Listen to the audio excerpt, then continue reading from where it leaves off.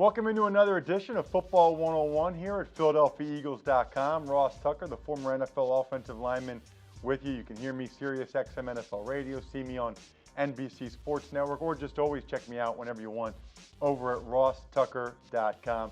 Today we're looking at wide receiver routes, because when you're watching TV or you're watching a game, you hear all kinds of terms thrown out there: a dig, a curl, a slant.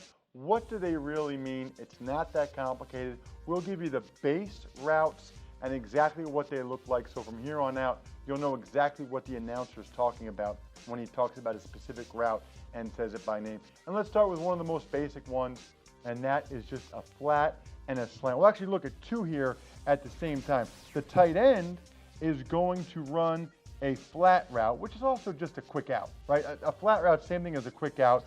And the wide receiver at the top, this is probably the one that everybody knows. It's just a slant. Pretty self-explanatory, really. You'll see how it plays out. Tight end with the quick out or flat route, and the wide receiver runs a slant. Looks like it's a good one for the Washington Redskins as RG3 throws it in there with pretty good zip on the ball. So that's flat, that's route, and of course, that's Deshaun Jackson. All right, the next route we're going to look at is the curl route. You'll see Roddy White at the top of the screen. He's the one that's going to actually run the curl route. This is what my dad used to call a button hook, right? My dad used to call this the old button hook. So take a look at Roddy White. He's going to run a specific amount of yards. It could be 8, could be 12. There's, closer curls, further curls, and then you just curl back towards the quarterback. The key, of course, working your way back towards the quarterback, coming back towards the ball. And I guess the Falcons didn't like that much right there. The next one that we're going to take a look at is going to be a deep dig route. And that's Jeremy Curley of the New York Jets. He's all the way at the bottom of the screen there. And a deep dig is just a deep in route. It's the same thing. If you're playing in the backyard, you say go 15 yards, then curl in and cut in.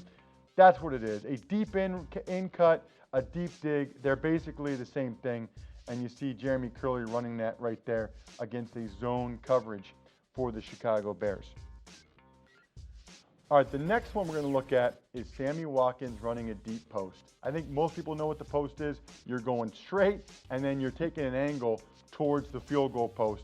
Sammy Watkins at the bottom of your screen here, and you see how far the corner is off of him. He knows he's got a man-to-man. It doesn't matter. Sammy Watkins blows right by him all the way for the Oh, not a touchdown. Come on, Sammy. You got to be smarter than that. He gave up a touchdown right there. That could have helped my fantasy team. All right, next, let's take a look at a corner route. It's going to be Brandon LaFell at the top of the screen that's going to be running it. You might also hear guys call this a flag route. It's basically the same thing as the post, except you run straight and then take an angle out towards the pylon, the flag, the corner. Brandon LaFell does that well. What a stiff arm there, by the way, to get in for the touchdown.